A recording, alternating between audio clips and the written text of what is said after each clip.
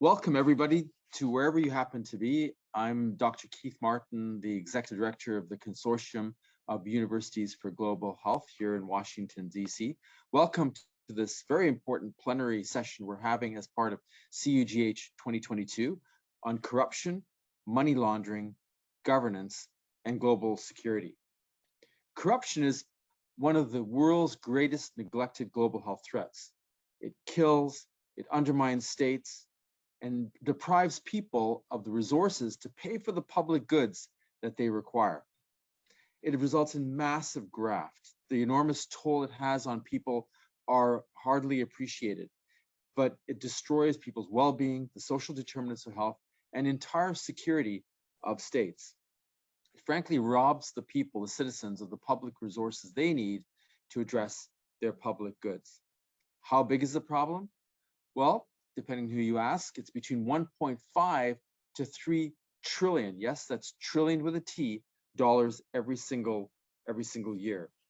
And it particularly robs low-income countries that have massive natural resources, but the people sometimes suffer and endure levels of deep poverty, living in the midst of immense resources that they do not see, resources stolen from them. But the resources often wind up in high-income countries, where they are stored and where corrupt individuals use legal tools to be able to hide, secure, and launder their funds into the global economic system. It also destroys public trust, undermines governance and democracy, and frankly, it kills people. Today, we have actually a stellar speaker of global leaders that have been working throughout their careers to be able to address this challenge. And I'm very pleased on behalf of CUGH to welcome them here today. I'll introduce them in the order in which they will speak. And I encourage you to take a look at their bios and encourage you to take a look at the incredible work they and the institutions they're doing to address this challenge, which we should all be part of defeating. The first speaker I'm honored to introduce is Dr. Agnès Soucat. Dr. Soucat is the Director of Health and Social Protection at Agence France de Développement. She was the Director of Health Systems and Governance and Financing at the World Health Organization. And prior to that, she was the Director of Human Development, at the African Development Bank. She's a leader in financing for the common goods and has been a leader in many big global institutions for a long time. The next speaker will be Dr. Olusoji Adeyi. Dr. Adeyi was the Director of Health, Nutrition, and Population and Global Practice at the World Bank. He is been advancing ways in which institutions can be more effective in the work that they do, and has taken his vast global experience to be able to advance the improvement of the delivery of health systems around the world. Then we have Professor Frank Vogl. Professor Vogl is the co-founder of two leading international organizations addressed corruption. You know at least one of them for sure, the Great Transparency International. Mr. Vogel founded Transparency International in 1993. He also founded in 1998 the Partnership for Transparency Fund. He's the author of many books, including a new one on called The Enablers. And I recommend that you take a look at it and buy it. It deals with this issue in a very powerful way. And finally, we have Mr. Sean Osei. Mr. Osei is the Deputy Manager of the Financial Intelligence Center in Ghana. He is tasked at dealing with the issue of money laundering, and he will have much to share with us about the challenges and opportunities that he sees based in Ghana in dealing with this challenge that affects not only Ghana, but of course, countries around the world. So welcome to our speakers today. They're going to have 5 minutes of opening comments. We're going to get into a discussion. And then I encourage you, our attendees, to please put your questions into the Q&A, and I'll ask them to our great speakers. So first, Dr. Soucat, welcome, and the floor is yours. Thank you very much, Keith, and thanks really so much for inviting me to be part of this session. When we talk about corruption in health services, this is really a story of markets and power structure. Afrobarometer, it's an organization that conducts surveys in Africa among the general population to assess the sentiment of people vis-a-vis their governments and vis-a-vis public policies and services, regularly shows that the health sector is seen as one of the most corrupt of all the sectors that citizens have to are facing, and regularly coming up as first or second in the corruption index, often just behind the police. And a key question that we can really ask ourselves is, why is it so? What is it that is inherent to the health sector that leads to this perception of high corruption? Well, first and foremost, I think we can say it's because there are a lot of resources in health. Global spending on health is very large. It's about 10% of global GDP, 8.5 trillion in 2019. A lot of this global spending is actually on small products such as medicines, for about 1.25 trillion in 2019. And what makes it even more prone to corruption is a lot of the funding of this sector comes from governments. It comes from the public sector. 60% of these 8.5 trillion is actually spent by governments. So it's a lot of contracting. It's a lot of contracts. It's a lot of possibility for these contracts to go wrong. But it's not the only factor. We know also that it is a sector with a large information asymmetry. It's not easy for people, patients or citizens, to understand the value of what is offered in health services. Often there are a very large number of actors. There are a lot of different professions in healthcare. There are a lot of different products. There are hundreds or thousands of commodities and equipments that are often very expensive. The system is complex. It's often fragmented. And when it comes to these billions of supplies that are used in the health sector, recurrent supplies, commodities, the supply chain for drugs and medical devices is globalized, which also makes it, in a way, particularly prone to corruption, and in the sense of having to handle cross-border issues and very different types of government. So what is happening particularly in low, middle, and middle-income countries if we think about global health issues? So why is it that African citizens, for example, as shown by Afrobarometer, often cite the health sector as one of the most corrupt? There are a couple of specific features of low and middle income countries that may also be leading to the health sector to be perceived as corrupt or to be corrupt. The first one is the legacy of colonization. Governments in the North have emerged very much as institutions to serve citizens, whereas historically in the South, governments stem out of colonies that were structured to exploit resources and populations, and in which elites and colonizers together were capturing resources. Governments in the South are also often young, sometimes weak, modern state institutions. They are vulnerable to exploitation, abuse, misuse, with, at the same time, an expansion of global markets, which started to expand to a broader range of commercial and trade relationships, i.e. globalization, for which these young states were not always ready.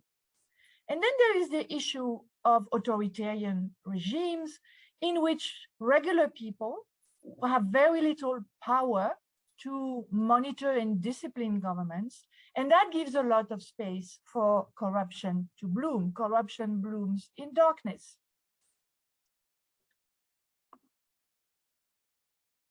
particular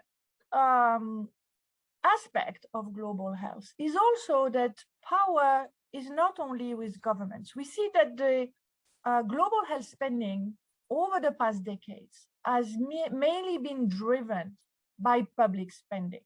So the role of government in channeling money and paying for health services is immense. But in poor countries, low-income countries, there is actually another actor, and that is development agencies. We see that in low-income countries over the past decades, the spending on health, the domestic public spending on health has actually declined. The share, the priority given to health in low-income countries has gone down. And this has been, in many ways, the results of global health programs being funded from the outside, from external funders, and representing on average today in low-income countries about 30% of health spending in the countries. So this 30% is also power. So we may also think about how development assistance and global health programs may contribute to corruption. First, large amounts of resources injected in country societies and systems that may not be always ready to use these resources in the best way possible. Asymmetry of information between external agents who are not familiar with the country and country citizens. Very often, we observe shortcuts of accountability. When external funding is coming to a country, the accountability is to the external funder, and that is much stronger than the accountability to parliaments or citizens when there is one. Often, there is not even accountability to parliament and citizens when development aid programs are provided outside of the budget framework. What happens also is distorted incentives. When an actor is powerful in the funding of institutions, it provides incentive to report the kind of information that it wants to see. So there are distorted incentives in data systems, and that's a very serious issue in global health. That is an industry that heavily relies on data and information. Typically, you would have poor demographic database. You don't even know exactly what is the population you're serving. It's been very well documented in Nigeria. You also have the typical teaching to the test problem and incentives to report success, to access funding. And that's been a recurrent issue with the movements of results-based financing, which on one hand is a very powerful instrument, but on the other hand, immediately provides incentive to distort data to present what the funder wants to see. And I will finish with the question again of freedom of speech and information. Voice of citizens and contestability of information provided by government is at the heart of controlling corruption. People need to have safe place to criticize, to report, to provide a different view of what the official view is of the achievements of the achievements that governments take credit for in healthcare for providing and financing services. So in conclusion, just for a message, the health sector is really prone to corruption globally. It is a large economic sector and it massively benefits from public contracting. Low and middle income countries suffer from specific vulnerabilities that make corruption more difficult to address due to largely the colonial legacy and the current imbalance in the global economic system. We have to acknowledge that the development aid industry is one of the drivers of corruption, and it needs to better integrate transparency and citizen accountability mechanisms. At the end, fighting corruption is not a technical or bureaucratic exercise. It is about people's voice and power relationships. Thanks. That was superb, Dr. Soucat, a wonderful introduction and overview of really critical issues affecting the health system that can apply to so many others. So it's a brilliant way to start us off, which leads us into Dr. Soji Adeyi. Soji, please take it away. Thank you very much, Keith. Let me pick up from where my good friend Agnès left off. I'll start from the micro and then zoom out to look at the bigger picture. But let's remember why it is that corruption is worth talking about here. It's because at the end of the day, it results in a denial of service. That's really what it comes down to. It is reducing the resources available to deliver badly needed services. And it erodes trust between the government and the governed. It disenfranchises the population, and it reduces whatever social compact there is between the government and the governed. Let's keep this in mind throughout our conversation. Agnès talked about the asymmetry of information, and that goes in tandem with asymmetry of power. And in health, because when people are ill, it's really no longer a discretionary transaction. The service provider has the person coming in over a barrel, if you want me to, if you allow me to use that phrase. So there's an element of coercion there. And it comes with different euphemisms. In the days when I used to work in Central Europe and the former Soviet Union, it was euphemistically referred to as under the table payments. Excuse me. So that's one dimension of it. But when you go into the structures, then begin to see certain patterns. Let's take supply chain management, for example, to which again Agnès referred. One of the most mind-boggling dimensions of this is the persistence of central medical stores. It is known that these are some of the bastions of corruption in low and middle income countries. And they are subject to tremendous capture, but they persist. The government institutions, I'm not claiming, by the way, that all of them are corrupt, that everybody working there is corrupt. No, I'm not making that claim. There are hundreds of folks who wake up wanting to do a good job on a day-to-day basis. But the fact remains that the gross lack of transparency in many of them forms a basis for rent-seeking and for frank corruption to go on there. So if we zoom out, then you go to the budget process in the health sector itself. And remember, we are not even talking about development assistance now. Because of weaknesses in institutional capacity, because of various degrees of lack of transparency, you end up with budgets being padded. And that sets the stage to legitimize what should be ineligible expenditures within the budget itself because of this padding. And when we zoom out even further, then we can ask ourselves to go through the cycle of revenue mobilization and utilization within the country. So how much revenue is actually loss of tax evasion in the countries, which is illegal? Because governments can only spend the funds that they raise. But if you have a certain privileged segment of the society evading taxes, you have a problem. And then having raised those revenues, what happens if powerful members of the society are able, via corruption, to steal the money and siphon it abroad and put it in banks in Brussels, Paris, Zurich, and London? Because let's face it, London is if not the top, then it's one of the top corruption capitals of the world.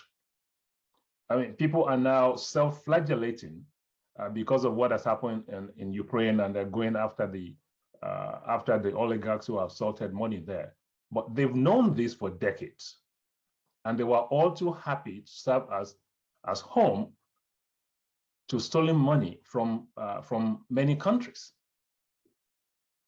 So I think some of the high-income countries should spare the world any lecture about corruption, because they are part of it. They're a good part of the problem themselves. Now, when we talk about development assistance, I completely agree with what my friend and colleague Agnès has said. I'm going to zero in on one dimension of it, which is what some researchers have called strategic compliance. So how does this work in my understanding? It's essentially a game in which officials or government with a propensity for corruption will be all too happy to comply with transparency and reporting requirements in an externally funded off-budget program, because that's relatively easy to do, and it frees them up to maintain corrupt practices in those parts of the health system that are funded from domestic resources. So in a way, when you look at the bigger picture, you come to the conclusion that while agency A that gives a large grant for a specific program in one part of a country might celebrate that its project worked and it delivered what it needed to deliver, if you take the view that money is fungible in the end, what is happening is that large grant-financed off-budget program has in fact cross-subsidized corruption in that particular setting. And this needs to be said. Now, the question then becomes what to do about it, because we spend quite a bit of time and energy talking about what the problem is and how extensive and pernicious it is. I think there are several dimensions here, and in the interest of time, I will just go over them very, very quickly. Central to the solution, in my view, is that compact, that accountability between the government and the governed. It's not easy to do, but there's just no viable substitute for it. And some of the tools include just basic transparency of information. And this is where a combination of government tools itself, NGOs and civil society groups who publish budget allocations, who publish budget execution, who publish delivery of goods and data on delivery of goods and services, or lack of delivery of goods and services to societies. This is where they're very useful, because they shed a light on the gap between what is promised on the one hand and what is delivered on the other hand. This is crucial. Another dimension, and this time at the interface between countries of the Global South and development finance institutions, broadly said, is to discard the notion that it makes sense to have a ring-fenced individual project that is pristine in terms of its accountability, even if it is swimming in an ocean of corruption. Because as I said, you're basically cross-subsidizing corruption anyway. And a lot more energy needs to be spent, a lot more effort and focus needs to be on improving the public financial management systems in those countries. That's crucial. Finally, I'm not sure about the extent to which the colonial experience per se, or the colonial experience alone, will explain any differences. And the reason being the following. I agree completely that the colonial experience was terribly destructive, absolutely no question.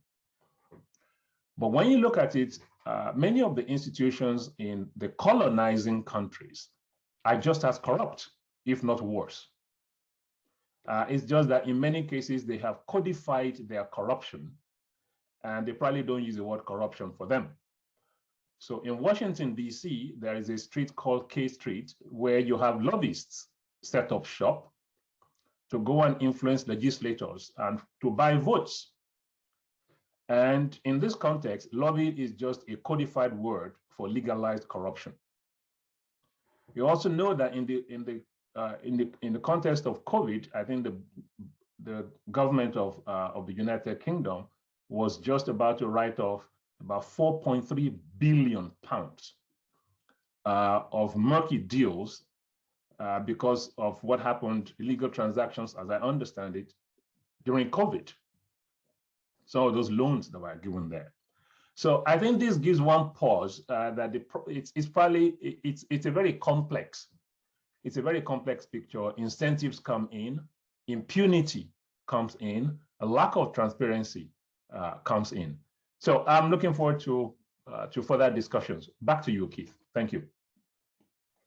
Thank you very much, Soji. It fits very well with Agnès' comments about the need for open press, free press, and you both outlined the critical issue, the accountability between the governed and the politicians. So it's a nice segue into Frank Vogl, the co-founder of Transparency International. Frank, please take it away. Thank you very much. Keith, you gave me 5 minutes to introduce the subject, so I'm going to do that. And I'm going to make 5 points in 5 minutes. So let me rush. Number one, COVID. The response to the crisis in many countries saw far-reaching corruption in PPE procurement, in counterfeit products, in misallocations of vital resources, and then in mismanagement and corruption when it came to vaccines. Point. The poor, as always, were the greatest victims. When we talk about corruption, we have to talk about victims, and the victims are universally the poor. And in that context, corruption in healthcare has been and continues to be a major contribution to poverty. I chair the Partnership for Transparency Fund that supports civil society organizations in many countries, with a particular focus on service delivery to the poor. We pursued COVID projects, monitoring projects in Uganda, Argentina, India, Zambia, and Ghana. One of the key lessons from these projects is that they've demonstrated the way in which CSO, civil society involvement, can enhance the efficiency of government responses to emergency health programs. And we can demonstrate that, and it's a fact that far too often the aid agencies and the World Bank ignore with their big programs because they're not willing to really listen to civil society. They listen to themselves, they listen to academics, but it's time that they paid more than just lip service to civil society. My second point is about democracy. COVID, the lockdowns associated with COVID, the secrecy in public procurement that resulted in many countries, the censorship of the press, the harassment of civil society, all have led to a serious setback for democracy in the world and a rise of authoritarianism. And if you look at the Economist Intelligence Unit's Democracy Index, 2020 was the worst year for democracy in decades, and COVID was a major factor. And the trend continued in 2021 to the point where the EIU said, and I quote, "The pandemic has had a negative impact on the quality of democracy in every region of the world." My third point, I think we're into 3 minutes. Corruption is universal. Corruption is by no means confined to developing and emerging market countries. The United Nations did a study in 2020 that said that the outflow of dirty money, illicit cash from sub-Saharan Africa was about $90 billion, compared to about an inflow of about 50 billion in foreign aid and a similar amount in foreign direct investment. This is appalling. This is robbing the African people of enormously vital funds. Where does it go? It goes to the north. It goes primarily to Western Europe and to the United States. And how does it go? It goes in a staggering volumes. The US alone probably takes in over $600 billion of dirty money every year. That is more than the global sales of Walmart, which is the world's biggest retailer. Our complicity in the West, in the North, with global corruption is grossly underestimated all over the planet, even by the Transparency International Corruption Perception Index that I helped to create. We have to change that. We have to understand this is a universal problem. And that's my fourth point. The Western responses to corruption have to be comprehensive. What do I mean by that? We can't just go after the multinational corporations giving kickbacks to foreign government officials. We can't go just after the oligarchs. We have to go after the people on Wall Street, in London, in Zurich, in Paris, in the financial centers who are aiding and abetting the corrupt. These are the people I call the enablers. That's why I wrote this book, my brand new book called The Enablers, How the West Supports Kleptocrats and Corruption, Endangering Our Democracy. And I wrote it for a very good reason, because people in the North are far too complacent about this problem of corruption. And that brings me to my final point. And I think I'm just coming up to 5 minutes. So this is my final point. I'm intensely worried. A book I wrote a few years ago stressed the impact of corruption on poverty in developing countries and the role that civil society plays. My latest book was written because I don't believe that governments in the North adequately have recognized the dangers to democracy and to security that corruption poses. I believe the Russian invasion of Ukraine has given a great jolt to many Western governments to understand finally you cannot separate the problems we're talking about today from problems of sustaining and strengthening democracy and our core security. And when it comes to that, we have to call out governments everywhere that are locking up journalists, that are curbing civil society, and we have to do something about it. And it is time that our governments, the British government, the French government, the US government, paid more than just nice rhetoric about this particular subject. Turkey has more journalists locked up than any other country, and I don't hear the European Union or any of my colleagues in Europe really banging the table about that. Egypt is just as bad. They come second and third to China and to Russia. If we keep on locking up journalists, curbing free speech, curbing the ability of civil society to do something about corruption across the world, we will never get to grips with these problems. And it is time, I think, that our complacency ends, that there be action in the name of security. Thank you very much, Keith. Thank you very much, Frank. That was a very a powerful cri de coeur for all of us, for all of the reasons the previous speakers mentioned. You've laid out that connection to how lethal this is and how democracy has been in decline for years, but the COVID pandemic has really set it on a different course and how dangerous this is for every country. And in this conversation we're going to have, let's talk about specifically what we in the West need to do to get a handle of this, because you're absolutely right. We have been paying far too little attention to this, pushing it off to the side, paying too little attention at great cost to those who could least afford it, or as you mentioned, it kills the poor. It affects the poor the most. Which goes, Sean, to you. You're based in Ghana. You've been asked to deal, you were tasked with the challenge of dealing with money laundering in Ghana. Perhaps you could follow along on what Frank said and maybe share with us your experiences, what you're seeing, and what the West can do to stop aiding and abetting this massive theft of resources from your country and others in the region. Over to you, Sean. Keith, thank you so much. And thank you to the previous speakers. I hope you can hear me. Yes. Yes, I think they've made my job a whole lot easier. So I'd probably just touch base on a few of the things that they've said.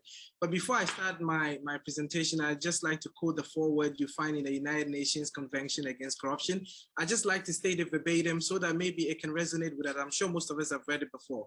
And it states clearly that corruption is an insidious plague that has a wide range of corrosive effects on society, undermines democracy and the rule of law, leads to violation of human rights, distorts market, erodes the quality of life, allows organized crime, terrorism, and other threats to human security to flourish. And I think that when we really delve very much on what this actually means, then it tells you where we find ourselves in low-income countries. When you look at the report of the high-level panel on illicit flows, which was chaired by former South African President Thabo Mbeki, it estimates that close to about $50 billion to $148 billion leave the African shore every year through illicit financial flows. The question I ask myself is, it leaves the African shore to where? The issue about corruption is somebody is doing it and there's an endpoint. So there's fertile grounds for it, and that's why it's flourishing. And where there's a fertile ground is living poor countries and ending up in countries that already have enough resources. And I think that is something we need to look at. Africa's quest for sustainable development, which is the medium-term global agenda 2030, and Africa's own long-term agenda 2063, indicates that we will need close to estimates, we need close to $600 and $638 billion to be able to realize that dream. Given how much leaves the shore every year, and well, we can all decide for ourselves the task that we have ahead of us. You cannot talk about money laundering without talking about corruption, because as we all know, corruption, it's a predicate offense which underpins money laundering. And so immediately you talk about corruption or money laundering, they go hand in hand. What are some of the ways that from here, Ghana and Africa, these things happen? Unfortunately, they happen using the financial systems of the highly developed countries of the West. So these monies leave here, they go through financial systems, and then they end up in the West. And then these monies are some way, somehow sent back to us in aid, and we're actually underpaid for it, for lack of a better expression. We can talk about trade-based money laundering. I'm sure we all know about it, how these things, and Ghana cannot trade with itself. It would have to trade with other countries. So you have countries that are opening up fertile grounds for these things to happen. I can mention Great Britain from the top of my head, that you can actually purchase assets using Anonymous. And when you have countries that have some of these things in place, it only serves as an incentive for the people that want to launder the money. I think it's also worth noting or worth mentioning issues to do with capital flight. And these things are perpetrated by high corporations who, from inception of contract, from paying bribes, also break their own contract rules, which stipulates that a certain amount of profit is not supposed to be sent out. But we realize that capital flight, these monies are sent out and nothing is done about it. Nobody is held accountable. Well, I was discussing this earlier, and I know that, you know, in Africa, we still have a fledgling democracy. You have most of these governments that are still authoritarian. And so some of these institutions are not strong enough. And even if they are very under-resourced. And because they're under-resourced, everybody sort of is, you know, skeptical to corruption, bribes are paid, and then these monies, as I said, end up in these foreign countries. What can be done? It's a worldwide problem, and so needs a worldwide solution. And everybody must play their role. So from an African perspective, I think that we should ensure that we have procedures to freeze and seize and confiscate these assets, and also find ways that we can, you know, enhance our mutual legal assistance processes, as well as, you know, executing extradition requests, and then facilitate international cooperation to be able to fight this. But this is a personal appeal. In the name of goodwill, I will appeal to the high-income countries. Out of goodwill, when you find these monies, send them back to where they belong instead of disguising them as aid to us, because these are monies that are stolen from our continent. And then I hope I'm within the 5 minutes. Maybe as the discussion goes on, I'm sure some of these things will be brought to light. Thank you so much. Fantastic, Sean. Thank you very much, and for all the work you're doing in Ghana. I'm going to get to that fundamental question later on about getting the money back from high-income countries where they're deposited. So I want to go back, Frank, to you.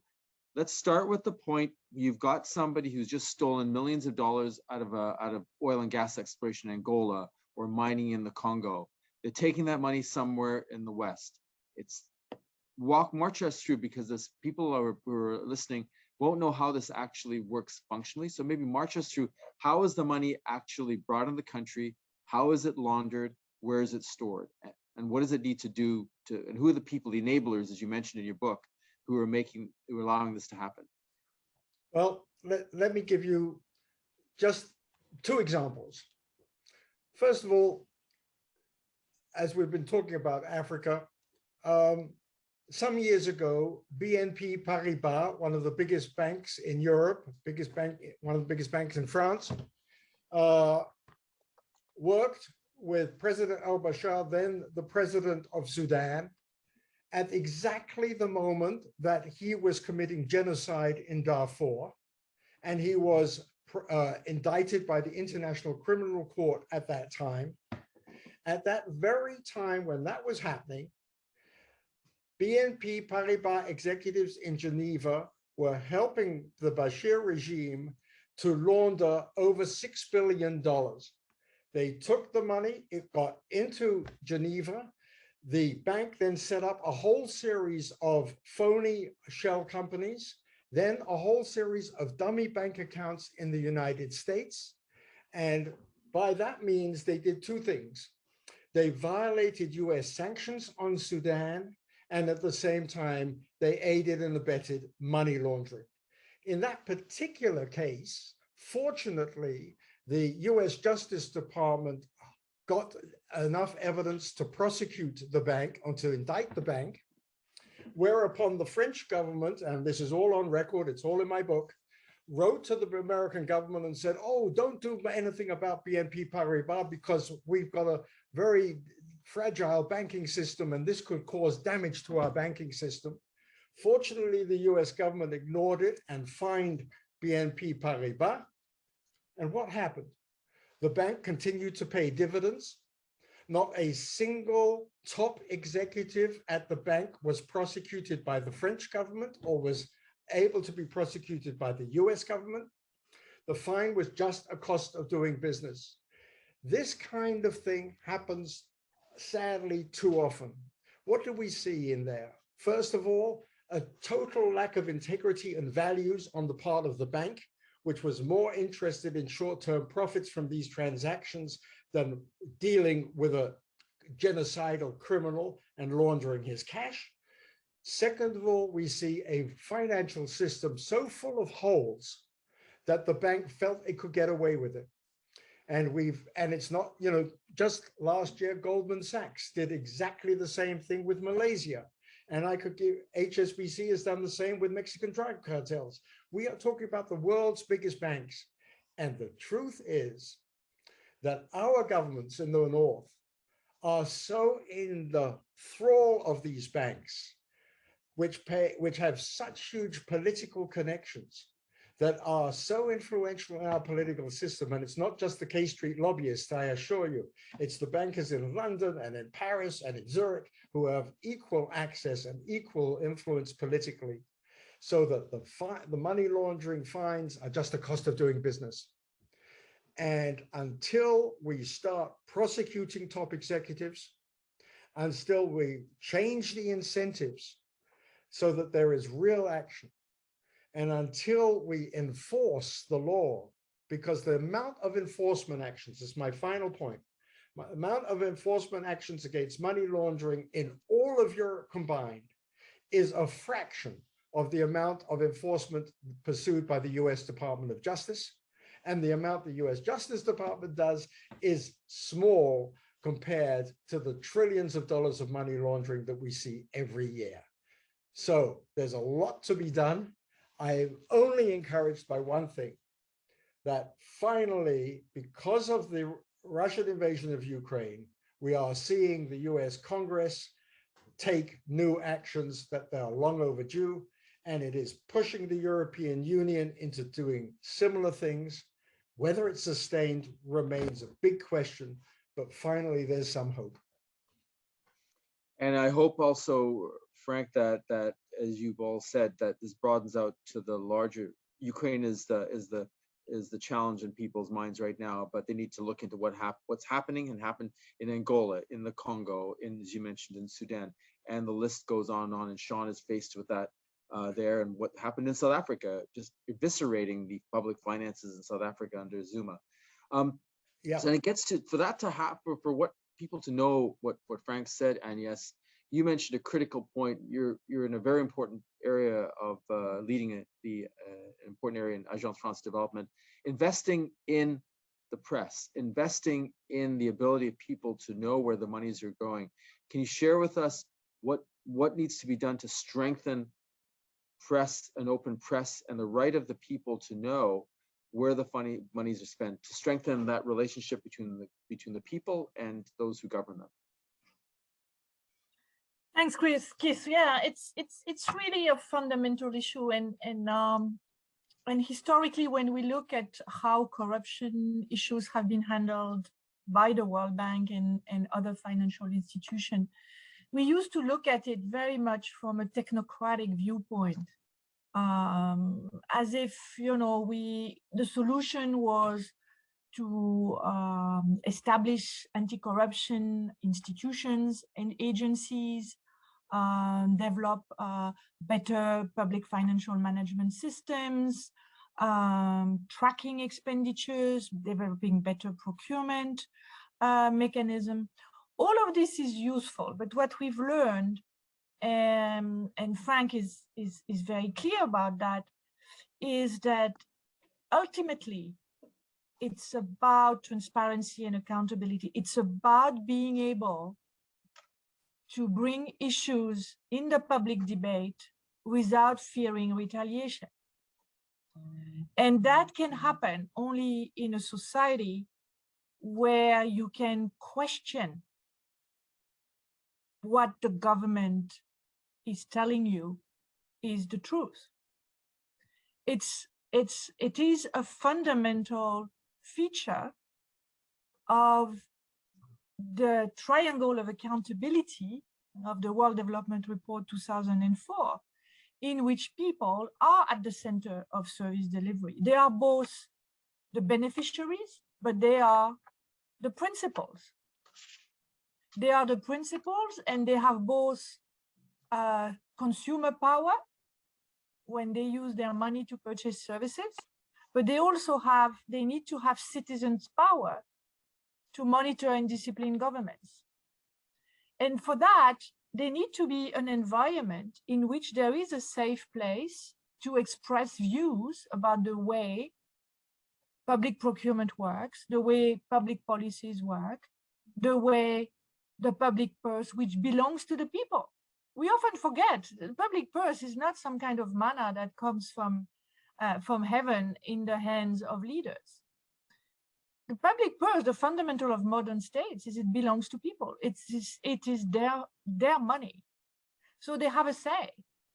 And for that, they need full information on how that money is used. And what we found more and more is that we don't need complex institutions. We don't need complex legal frameworks. On the opposite, we need simple legal frameworks that set the rules and can be used for people to actually express their views, share their experience in safe places where they will not suffer from the consequences.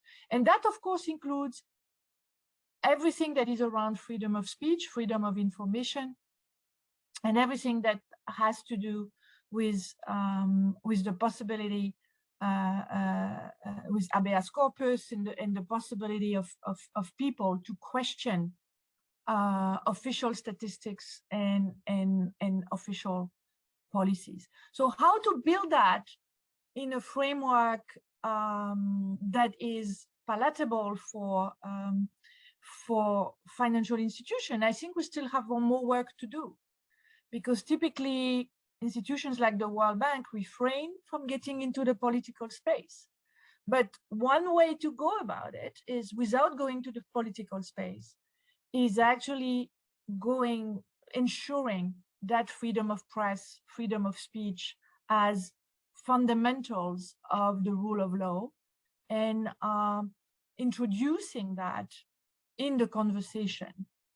And at the same time, making sure that when the assessment is that this is not there, then there should be an assumption that this is a risky situation for corruption.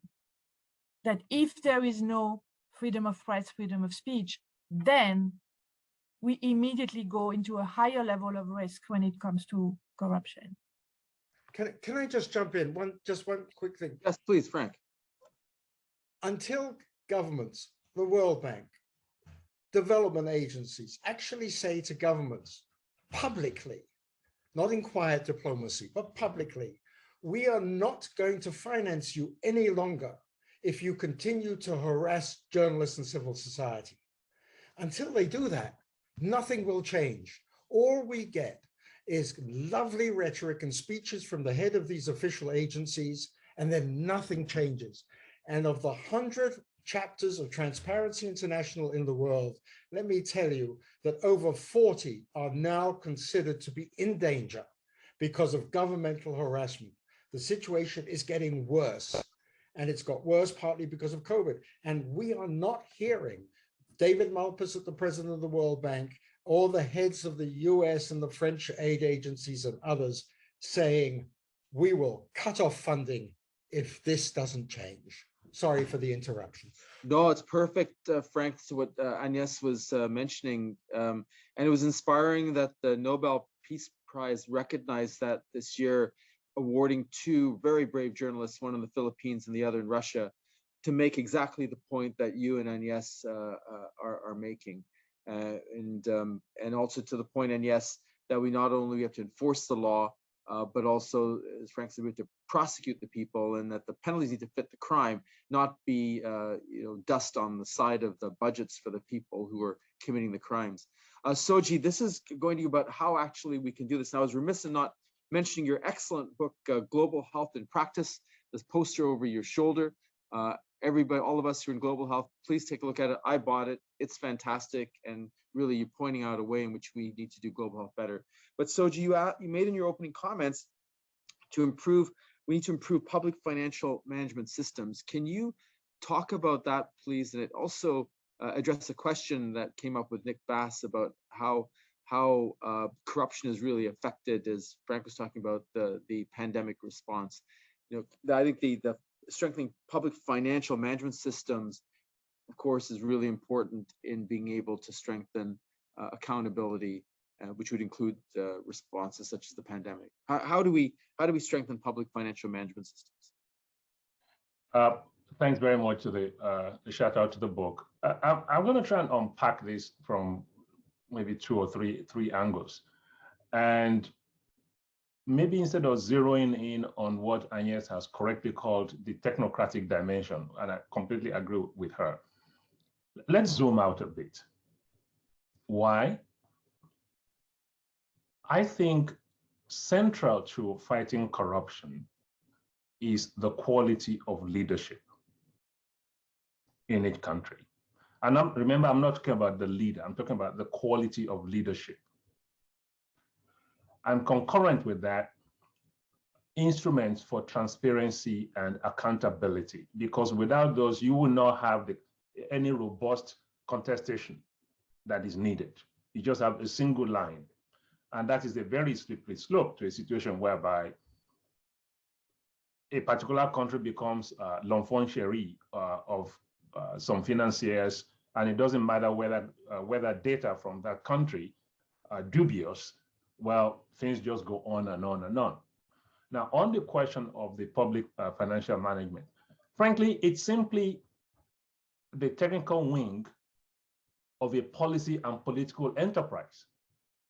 Because unless you have the willingness within the country to ensure that your plumbing does not leak, to ensure that you can go from your inputs to your outputs, and to ensure that you have checks and balances within your system, not just as a matter of show, but the grunt work needed to do it, then all you will have is a commitment on paper, and you will not have a functional public financial management system. It gets even worse if you have a situation whereby a foreign financier is more interested in approving a grant and shoving the money into the system than in enabling the system to stand up robustly. And this is where the complexities come in. I think this is where, while I agree entirely with Professor Vogel in terms of the thrust of it, 100%, and I agree entirely with him, I think my emphasis is probably somewhat different. I will probably emphasize less the pronouncements that come from the leader of any of these institutions, and I'll put a lot more emphasis on the agency of the countries themselves. And the reason is twofold. Unless we do that, we are unwittingly infantilizing those countries, that they're just unwitting victims of what is going on. Up to a point, they're victims because of what these huge multinationals do, and because of what leaders of the powerful high-income countries do. So that's undeniable. But having said that, there's a choice element here. People choose to steal money. People choose to launder money. People choose to send that money to offshore accounts or to the various banks that we have talked about this morning. And I think we need to focus on that choice, that agency. And that's one of the things I actually highlighted in my book, Keith, that you kindly mentioned, this book, Global Health in Practice, because one of the raging discussions in global health is about the pernicious effects of colonization and how to overcome the grotesquely imbalanced power structure in global health. Quite often, it devolves into victimhood, that the countries of the global south are just victims and the countries of the global north are just evil and they're imposing things on the global south. I see it very differently. So I'll turn it on its head and say the importance of civil society within the countries themselves, the importance of a free press within the countries themselves, and let's also ask ourselves, why is it that in some of the countries with relatively free press, okay, why is it that corruption persists? It's not a binary thing. It's not a binary thing at all. So to what extent is it the case in many countries that ordinary citizens, while not wanting corruption in the abstract, put up with it on a daily basis? We need to ask these painful questions, and we don't ask them enough. We do not ask them enough. Why is it acceptable for the president or prime minister of a country to be in office for years, for the health system of that country to be in terrible shape, and for that prime minister or president to routinely go to France or the US or the UK for treatment? Why is that acceptable? So Professor Vogel also referred to, look, we haven't heard it from the president of the World Bank. He mentioned David Malpass by name, and Professor Vogel is right. But I think you're even pitching it very high. Let's even calm down a little. David Malpass, the president of the World Bank, argued against waiving the intellectual property rights for COVID vaccines. So then you have to ask, on whose side is the president of the World Bank on? Is it on the side of the poor people and the low and middle income countries who are at the center of the charter of the World Bank, or was he on the side of the manufacturers of vaccines?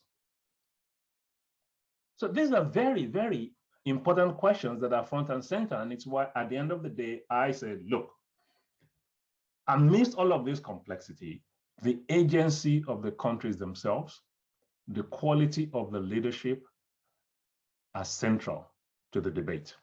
Back to you, Keith.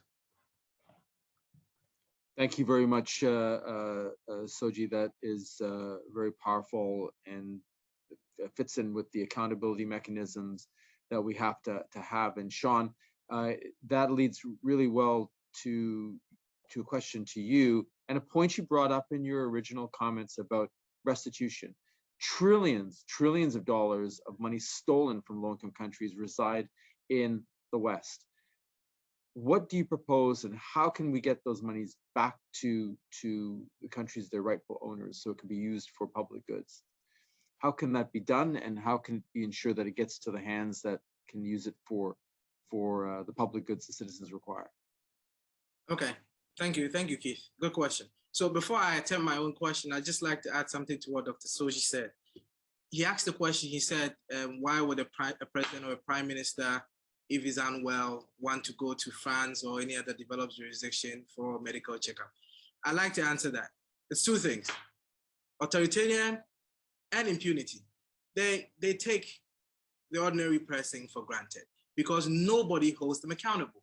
And when nobody holds you accountable, you become very powerful and authoritarian, and you do things with impunity. So I think that's where we are. Now, back to the question you asked me, how can we do this?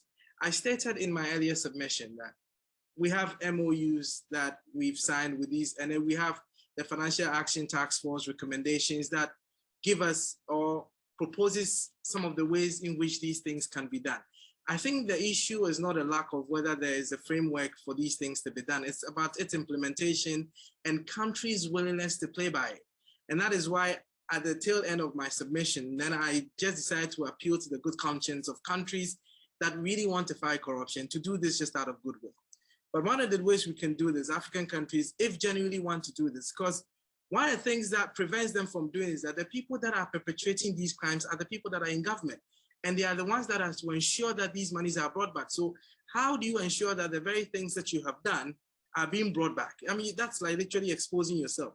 And so the thing is that people should be held accountable, and countries in which these monies end up must have a name and shame system and hold those enablers, as Frank said, accountable.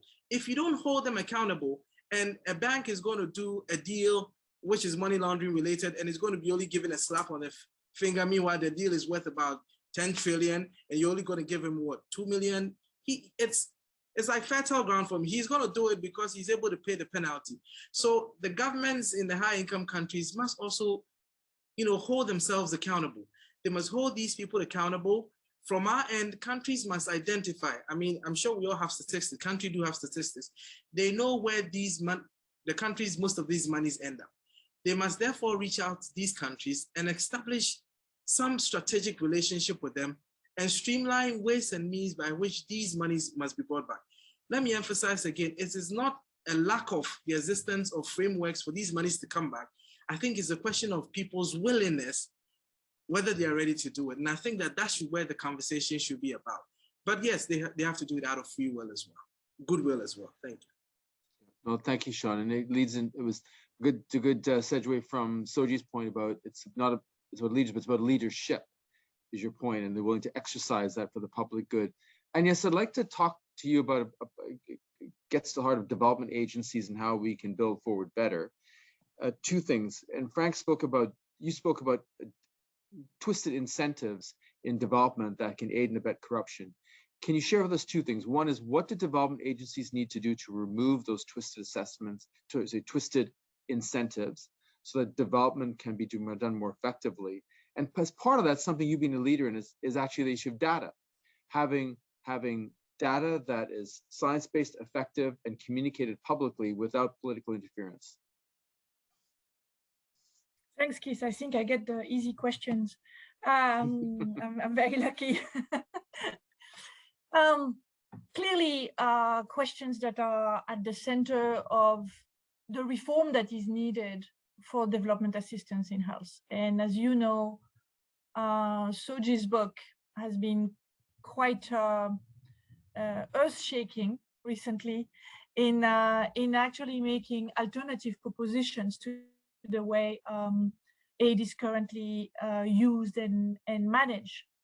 I would say that one of the main areas that prove to be increasingly an issue is the fact that development aid comes in the form of short-term funding for mostly commodities and basic commodities, and that there is very little funding coming from development assistance for health that goes to building institutions.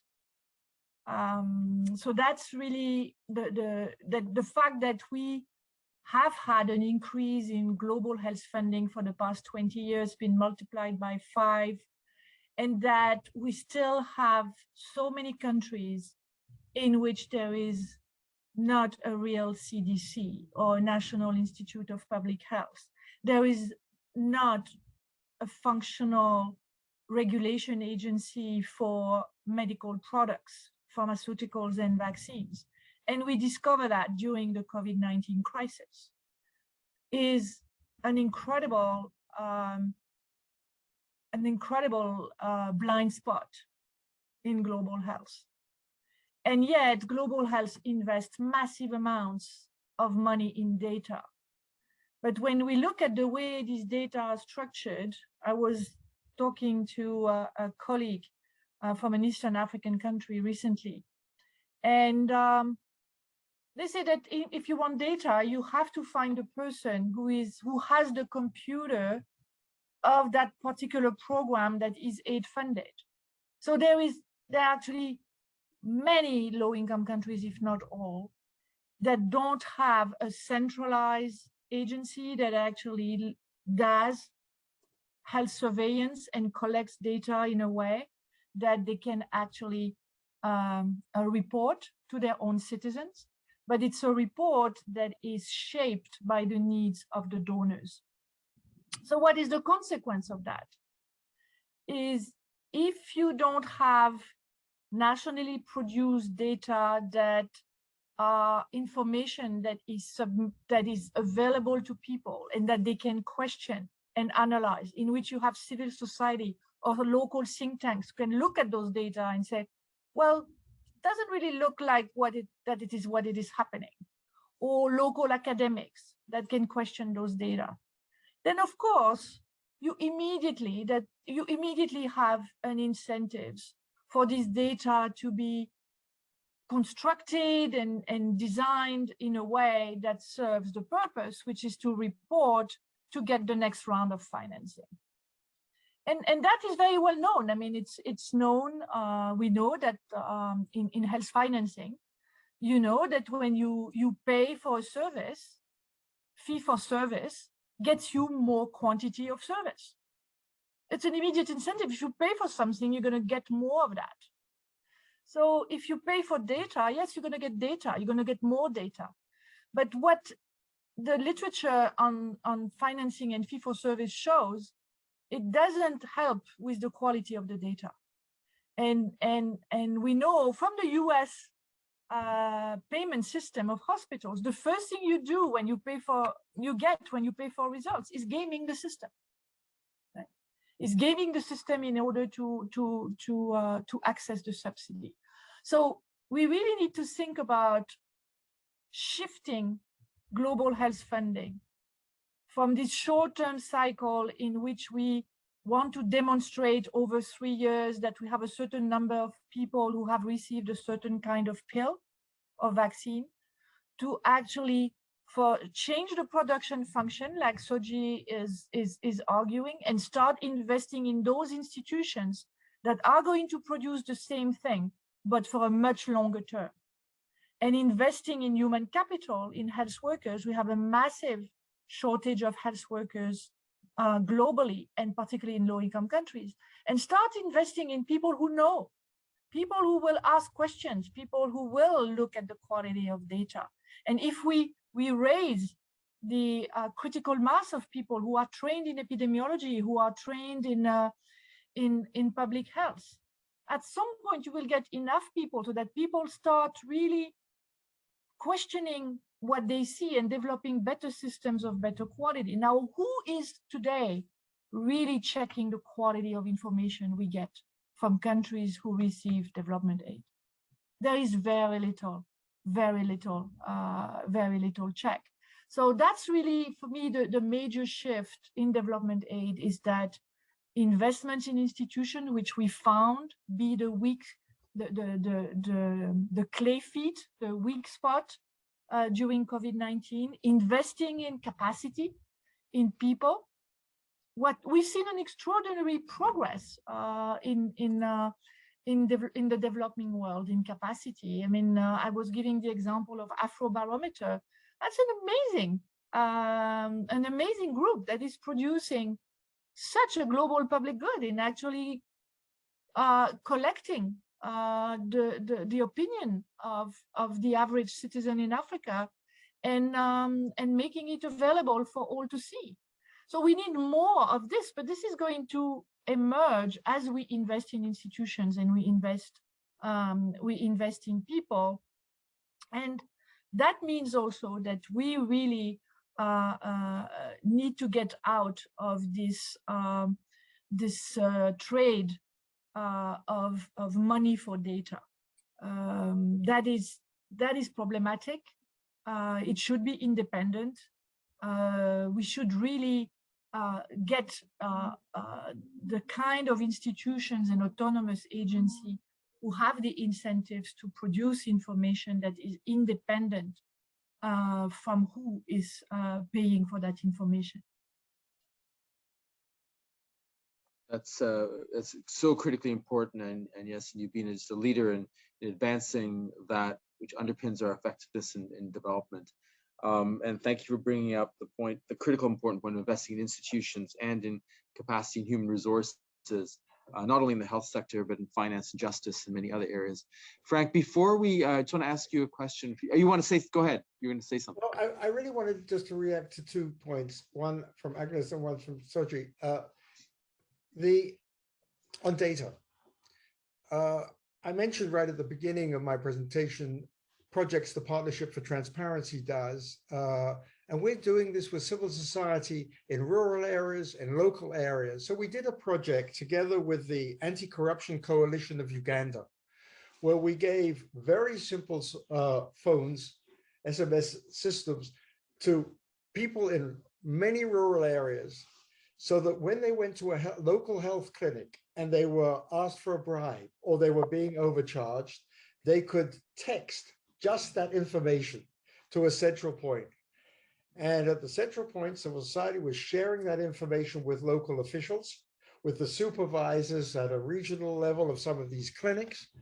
And it had an enormous impact, because in many respects, people higher up were saying, oh, well, we didn't realize it was this bad. Just that kind of information, that kind of data empowered local citizens, because as contrary to what Soji said, people are not willing to put up with the corruption. And if they are given the slightest opportunity to act against it, they will. And we've seen time and time again how civil society has worked in local areas, whether it's with Save Ghana in health or whether it's with the ACCL in Uganda, to get ordinary people mobilized to demand their rights, to demand the accountability. It works. What we lack is the willingness of the major aid agencies and the major foundations to scale up, because they don't want to offend the governments. And this is seen as offending the governments. So that is a constant impediment. As to systems, Soji, you're absolutely right, but it starts with justice. You cannot change leadership unless you get justice systems in place where everybody is subject to the law.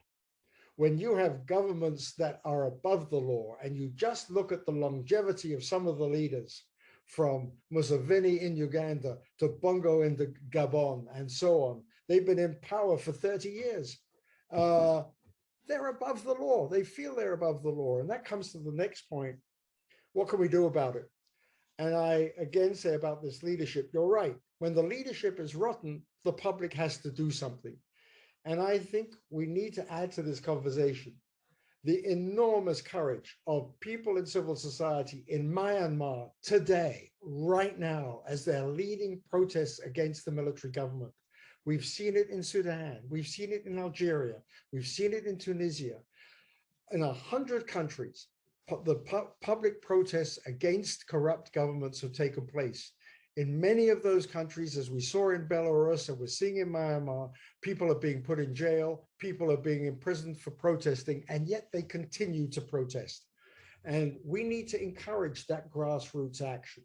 So whilst I'm critical of David Malpass and the people at the very helm of these big international institutions, I'm also willing to say people at the grassroots in more and more countries are doing something about this because they understand that the corruption is so terrible. They are not passive.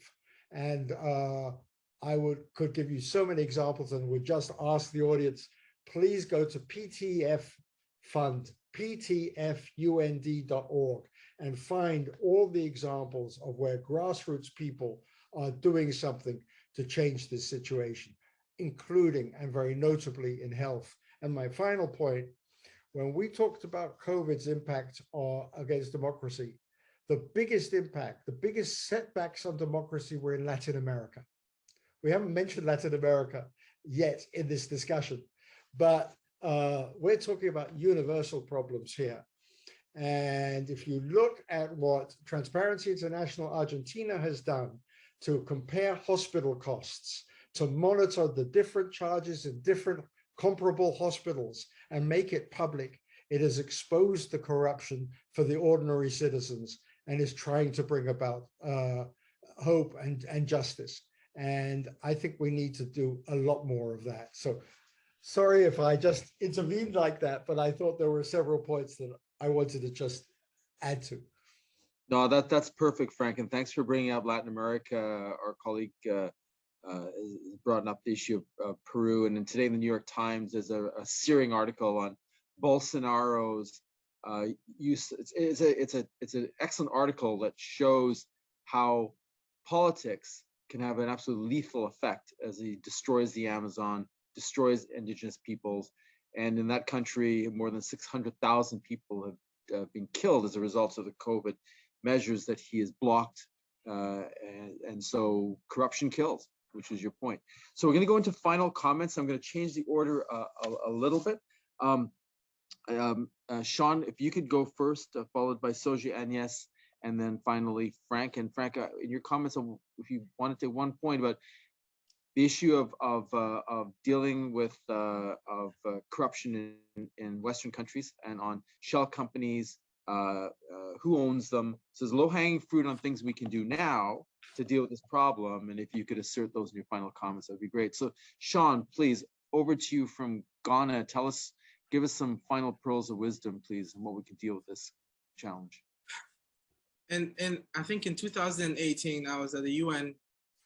We're having a conference, and the issue about beneficial ownership came up. And I think I had the opportunity to put a question to one of the representatives who was from the US. And I asked him that Ghana is a very small country. And when we're doing our mutual evaluation exercise that was being overseen by the FATF, Ghana did very well in the area of beneficial ownership. But the US were not even considering the issue of beneficial ownership, which is one of the issues that you need if you want to address issues of money laundering and corruption. I think from that time onwards, I think things became clear to me. My point is that the people that are leading this fight, they must lead by example and then teach us the way if indeed we do not know. Like I said, we're still a fledgling democracy. We still have very weak institutions and we're still learning, but I know we're making efforts. But the way things are going, I can tell you on authority that it's only a matter of time that corruption is going to become the order of the day, because that's the only way that people are going to be able to survive. So until we really put words to actions, I'm sure next year we're going to be back here still talking about the same issues. Let's name and shame and hold people accountable. I'm leaving this conference with one word and one word only.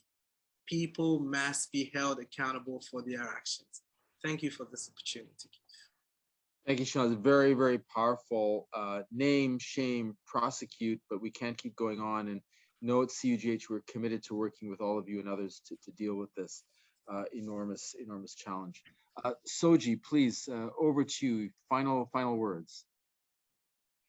Thanks very much, Keith, and thanks to fellow panelists. It's hard to say anything in addition to what Sean said. So let me build on the points made by Sean. I think there are three parts to this. Let's recognize that for any instance where somebody steals, there's another person who is receiving from that person. So there are two parties to it. So who is the direct recipient in this case? And it's the bankers, it's the accountants, it's the lawyers in the high income countries. If we're talking about capital flight and we're talking about money laundering, et cetera, et cetera. So these are not mysteries, and we've talked about them in this forum.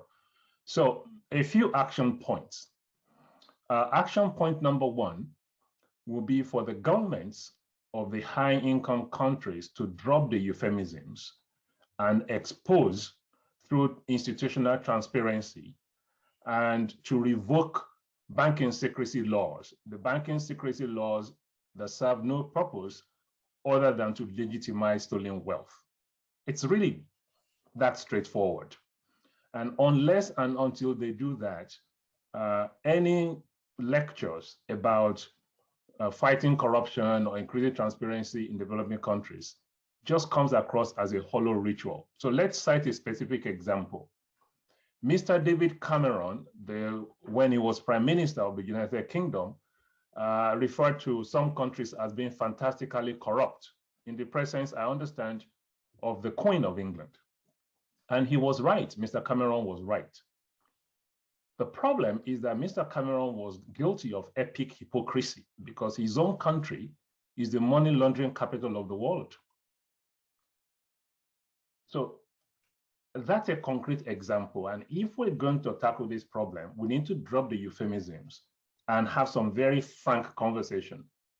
There will be much less corruption in the developing countries if the high-income countries were not aiding and abetting that corruption. The second point to make is that regarding foreign aid or development assistance for health, it is time for a complete overhaul. The current system unwittingly, and I'm stressing unwittingly, undermines accountability at the country level. It's not every type of foreign aid that is bad. I don't want to leave us with that impression. But the current system undermines accountability at the country level and ownership at the country level. There are further details in my book, and this is not the forum to go into details on them. The final point, and in my view, the most crucial point, is the centrality of the agency and accountability, intra-country accountability within the developing countries themselves. There is no viable substitute for that. And any formula that presumes that salvation will come primarily from outside is infantilizing those countries and is infantilizing their populations. We can do a lot better than that. Back to you, Keith. Thank you very much, Soji. And again, I would really encourage people to look at your Global Health and Practice book, where you really delve into these issues in a very powerful way, and you really challenged global health to do things differently. And your book is a prescription to do that. Thank you. And yes, please, final comments. Thanks, and again, thanks for having organized this session. I actually learned a lot from my fellow panelists, and I want to be optimistic. I think there's a lot that is happening in various corners of the world, and there's been definitively the COVID-19 crisis has exposed the weaknesses of the global order, and the conversation has changed, and I think there is a lot of now realization that what we have been doing until 2019 in global health need to be to change. We need to frame issues differently. We need to get out of the North-South model. We need to be much more in partnership modes. The crisis has exposed the vulnerability of all societies to environmental and health threats. We are on the same boat. And the idea that the high-income countries will be able to keep the world order that was the one since World War II is, of course, an illusion. It's going to change. And we have now, over the next decade, we'll have only one continent who will be demographically vibrant. It's going to be the African continent. It's now a little bit more than 1 billion people. It's going to be 2 billion people. It's going to be the only continent who will be young. And it will represent 40% of the world population. And we see already a lot of dynamic movements there. And the COVID-19 crisis has also shown the emergence of new Africa institutions that have performed remarkably. So under duress, in the crisis, we've seen emerging the Africa CDC. We've seen incredible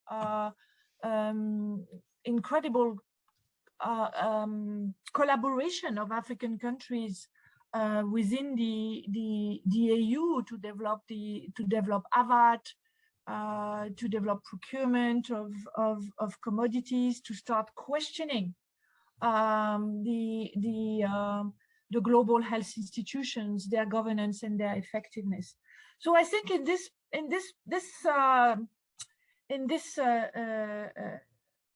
space, I think there is hope. The next generation, all this new generation, these young people who have cell phones and are informed of what's going on in the world, they will behave differently and they will be more demanding of their governments.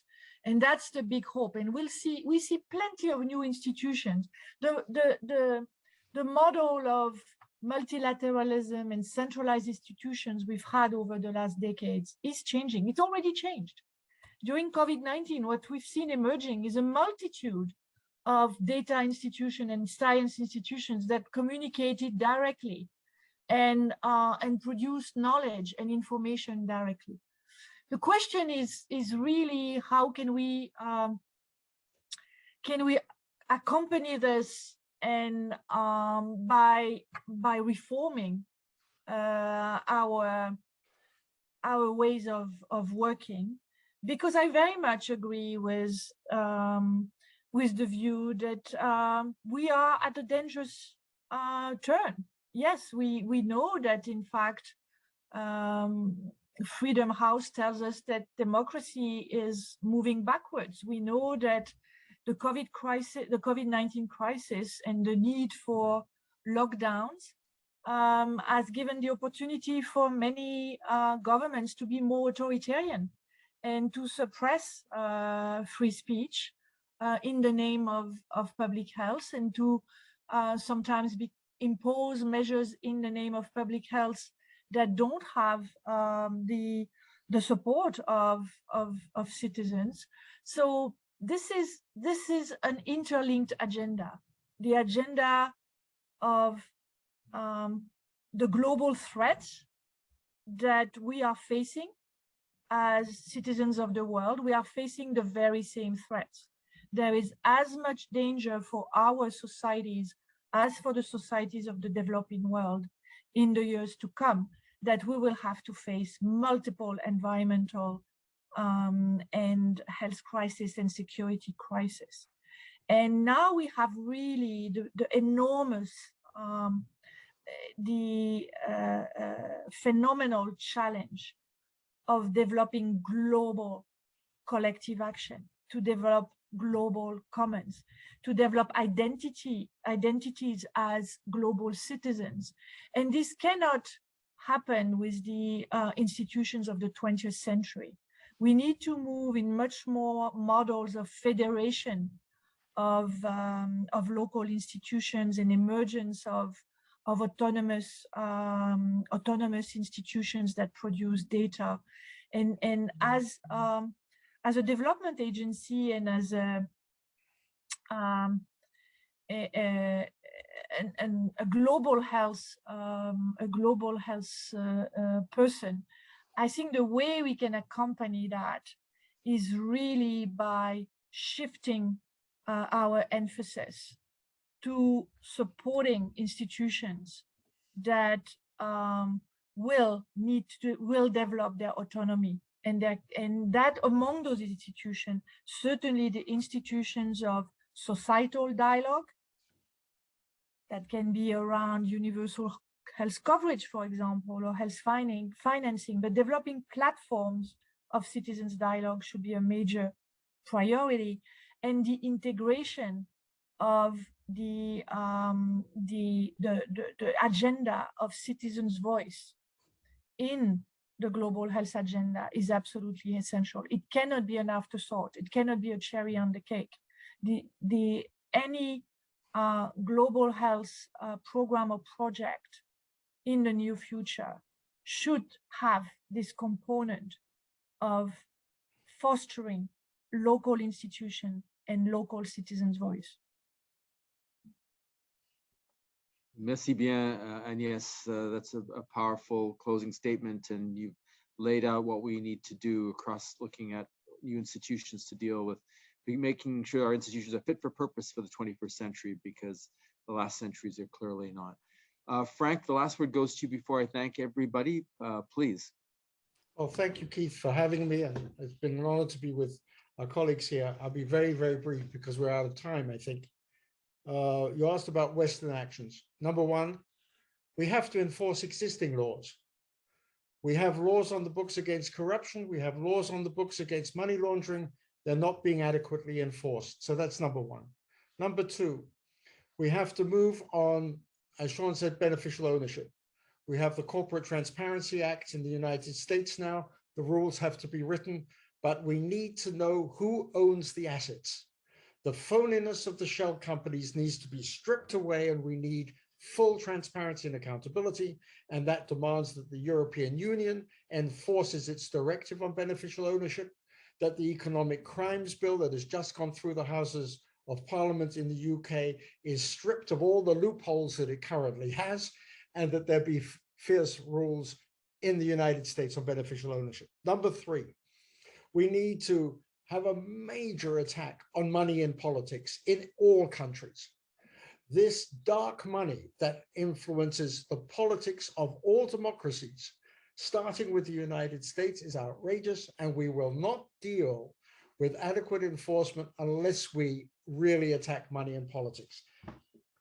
Finally, we dare not underestimate the challenges that corruption poses around the world to democracy, to security, and to reaching the goal of the social development goals of eliminating absolute poverty. We will not eliminate absolute poverty unless we trust civil society to a far greater extent around the world to play leadership roles in reducing poverty as a result of fighting corruption. And I plead here with all of those from governments or who can influence governments and the World Bank and the aid agencies, don't just pay lip service anymore to civil society. Look at what civil society does in the field and what its potential is, and treat it as a partner. And if you don't, we will simply continue to see worse and worse corruption in the world. I don't share Agnes's optimism because I don't believe that the aid agencies of the world and the World Bank and the major governments of the world are yet willing to do what is necessary to truly speak truth to power in the anti-corruption field. But I think there's a great deal we can do, and I hope you all support civil society in that effort. Thank you very much, Keith. Thank you, Frank. And that was a challenge to all of us in global health. CUGH has 33,000 people in its network. We will share this plenary with all of them. So they will all have the opportunity to hear what you have actually challenged all of us to do, because essentially, in a nutshell, we cannot address the Sustainable Development Goals. We cannot do our work if we just focus on health. You have laid out the challenge of corruption, the rot it produces, the fact that it kills, the theft of so much money, staggering amounts that are orders of magnitude larger than the amount that's official development assistance. Money is consequential to the budgets of countries, particularly low-income countries. You've spoken about, and we didn't get into this enough, but which hopefully another time, dark money pollutes politics. It erodes and destroys the freedom that people have. And if I may say, in this country, unless Citizens United is removed and eliminated, the United States will not achieve the great potential that it could have. And I hope that it is removed. Beneficial ownership. Who's owning these companies? Money's being, it's a repository of stolen funds. As you mentioned, leadership matters. Institutions matter. Civil societies count. Banking secrecy laws have to end. We need to use the laws that are there and prosecute the individuals that are involved, and that the penalty needs to fit the crime, not to be simply dust on the bottom of their budgets. And we need a new way of thinking on effective partnerships. And we need to be able to make sure that the institutions of today are going to be fit for the purpose of the 21st century that we have. And finally, as Sean mentioned, we've got to return the money that's sitting in the trillions of dollars to the countries that have them. And it's our responsibility as a global health community to side with our colleagues in LMICs and low-income countries who are fighting the hard fight, the people who are telling the truth, the people putting their lives on the line, including those who are in the press. And I encourage people to look at Transparency International, look at Freedom House, look at the investigative journalists that they're doing great work, and their material is online. See them, support them, and look at the books, the enablers, as Frank has written, and Soji's book on global health.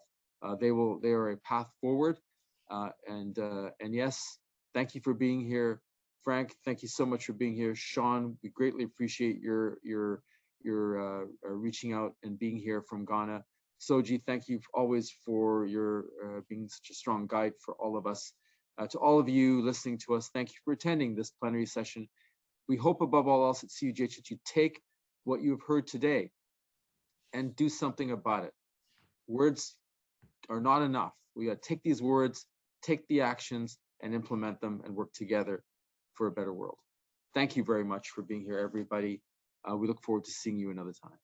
Bye-bye. Bye-bye. Thank you.